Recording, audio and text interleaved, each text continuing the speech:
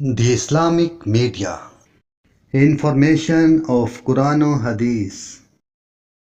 قرآن مجید کی آیت کی روشنی میں اور دیگر آثار کی روشنی میں تین جگہ پہ آپ کے ایمان کا سودا نہیں ہونا چاہیے، کوئی کمپرومائز نہیں۔ جس جگہ پہ اللہ اور اس کے رسول اور اس کی نشانیوں اور اہل علم اور علماء اور اس مبارک مشن پہ تانو تشنیع ہو جائے، وہاں مومن کو نہیں بیٹھنا چاہیے، مجلس سے اٹھ جائے۔ دوسری جگہ جہاں غیر مسلم کی خوشی کا موقع ہو، وہاں مومن نہیں جایا کرتا۔ اور عمر رضی اللہ تعالی عنہ کی بات آپ کو یاد ہوگی، جو غیر مسلم کی خوشی میں عید میں اگر کوئی انڈا بھی لے کے چلا جائے تو وہ بھی اتنا ہی کافر جتنا کافر ہوتا ہے۔ لیکن آج یہ باتیں ختم ہو گئی ہیں۔ آج مجھے صرف رکھ رکھاؤ کے بناوٹی رسول کی روشنی میں مسلمان ہونے کے ناطے کہنا پڑتا ہے، اللہ ہمیں توفیق نہ دے، میں مسیحی برادری کو کیک پیش کرتا ہوں۔ کس کو؟ جو تمہارے پیغمبر کے بارے میں کیا لکھتے ہیں، کیا کہتے ہیں کہ عیسیٰ اللہ کے بیٹے ہیں۔ ایک تو یہ بات آپ نے سنی، اور قرآن کہتا ہے تکاد السماوات يتفطرن من وتنشق الارض وتخر الجبال هدا ان دعوا للرحمن ولدا۔ اتنی بڑی بات ہے کہ عیسیٰ کو اللہ کا بیٹا کہنا کہ زمین شک ہو جائے، آسمان پھٹ جائے کہ اللہ کا بیٹا بنا دیا۔ لیکن کاش کسی نے یہ پڑھا ہو، سنا ہو، سمجھا ہو۔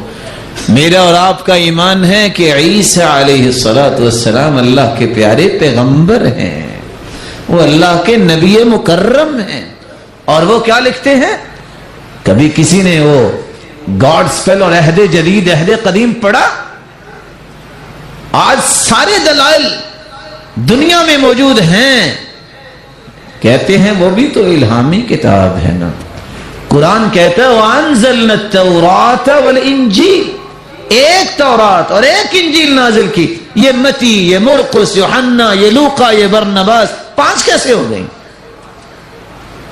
پھر ان کا متن کیا کہتا ہے؟ یسوع بن یوسف النجار من سلالۃ آل داود، نعوذ باللہ، میری زبان یہ طاقت نہیں رکھتی لیکن سمجھانا مقصود ہے۔ وہ کیا لکھتے ہیں کہ اصل میں یوسف النجار کے ساتھ والعیاذ باللہ مریم علیہ السلام کی دوستی ہوئی، جس کی پاداش میں عیسیٰ پیدا ہوئے۔ آپ ان کی خوشی میں اپنی خوشی سمجھیں جو آپ کے پیغمبر، جو اللہ کے پیارے نبی کو حرام کی اولاد سمجھے۔ اور تیسری بات، جہاں کہیں اس طرح کی مجالس ہو، رقص، لہو، لعب، حز و نش اور موسیقی، مومن کا کام نہیں ہے۔ اور میں صرف ایک ہی سوال کروں گا، میرے بھائیوں، آپ بہت نیک ہیں، اللہ آپ کو اور مجھے نیک بنائے۔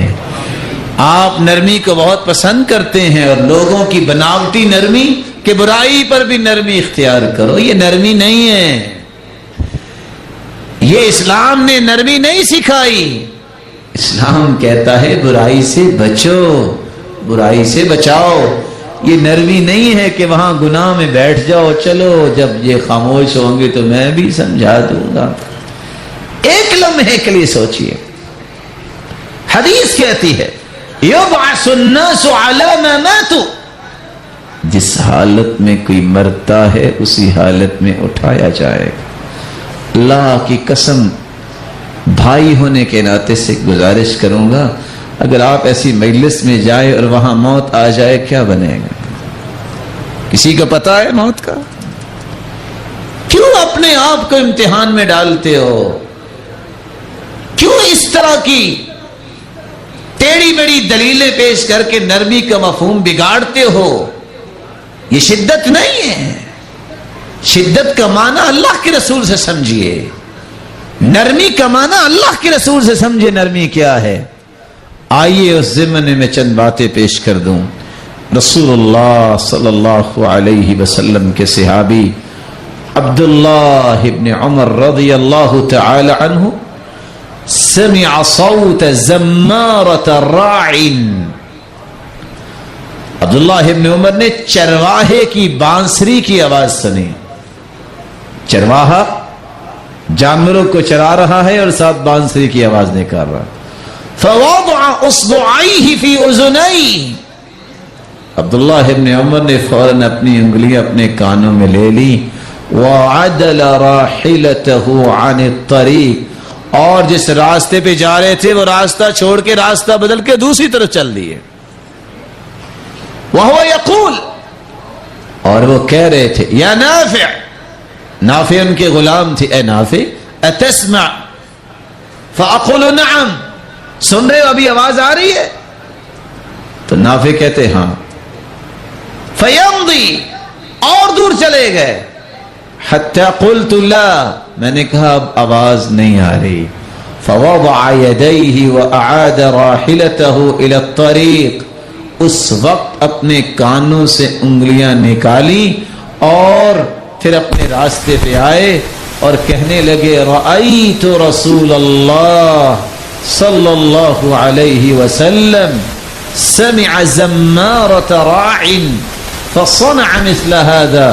میں نے اللہ کے رسول صلی اللہ علیہ وسلم کو دیکھا آپ نے بھی ایسی آواز سنی تو ایسے ہی کیا تھا. میرے معزز اور پیارے بھائی، تیرے لیے آئیڈیل اور قدوہ اور اسوہ اور نمونہ تو بانسری کی آواز سن کے انگلیاں کانوں میں لے اور تم کہو نرمی یہ ہے کہ بیٹھے رہو. تم یہ کہو کہ یہ شدت ہے. بلکہ اس بات کو سمجھیے، آپ کو پتا ہے کہ رقص و لہو و لعب کی مجالس سے آپ کو جانا ہی نہیں چاہیے.